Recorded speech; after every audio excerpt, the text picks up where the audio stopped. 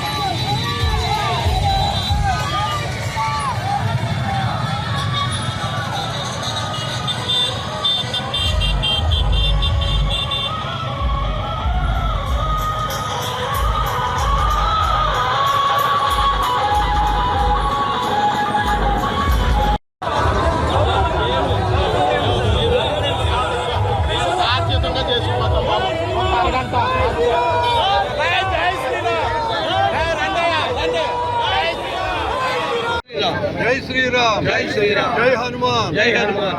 హనుమాన్ జయంతి శుభ సందర్భంగా మన హిందూ సోదరులందరం కలిపి ఒక శోభాయాత్ర నిర్వర్తించుకున్నాం. అది జయప్రదం అయింది.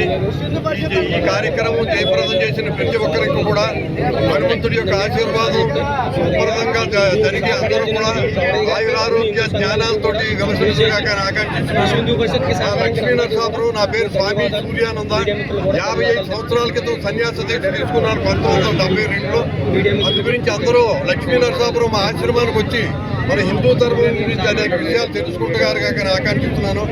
ఈ గౌరయ్య గారి ప్రోత్సాహం వల్ల, విశ్వ హిందూ పరిషత్ వల్ల మన కార్యక్రమం జయప్రదమైంది.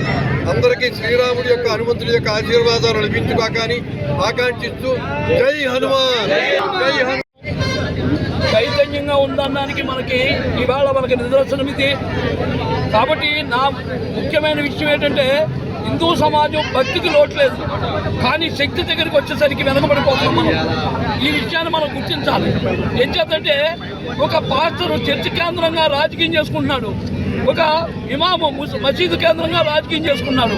కానీ హిందూ సమాజము గుడి కేంద్రంగా రాజకీయం చేయని కారణముగా ఇవాళ హిందూ సమాజం వెనకబడిపోతుంది. కాబట్టి హిందూ సమాజము రాజకీయంగా ఎదగాల్సినటువంటి అవసరం ఉంది. ఇవాళ రాష్ట్రంలో కేవలము భారతదేశాన్ని, ప్రపంచాన్ని శాసించే స్థాయికి ఎదిగినటువంటి బీజేపీ నరేంద్ర మోడీ గారి యొక్క ఆధీనంలో ఇవాళ అన్ని రాష్ట్రాలు ఉన్నాయి, కానీ ఆంధ్ర రాష్ట్రం మాత్రం వెనకబడిపోయి ఉన్నాం. కాబట్టి మనము హిందూ శక్తిగా మారాలంటే ఓట్ బ్యాంక్ రాజకీయాన్ని మనం చేయాల్సిందే. కాబట్టి ఈ ధర్మాన్ని రక్షించుకోవాలంటే బీజేపీని మనం గెలిపించుకుని కేవలం గుడి కేంద్రంగానే రాజకీయం చేస్తే సాధ్యమవుతుంది. కాబట్టి ఈ రకంగా మనం ప్రయత్నం చేయాలని చెప్పి, ఈ హనుమంతుడి యొక్క ఆశీస్సులు పొందుతూ మనం ముందుకెళ్లాలని చెప్పి మీ అందరికీ నేను మనవి చేస్తున్నాను. జై హింద్. అందరికీ నమస్కారం. జై శ్రీరామ్. నా పేరు చెల్లిపల్లి వీరనాగేశ్వరరావు, విశ్వ హిందూ పరిషత్ ప్రఖండ అధ్యక్షుడిని.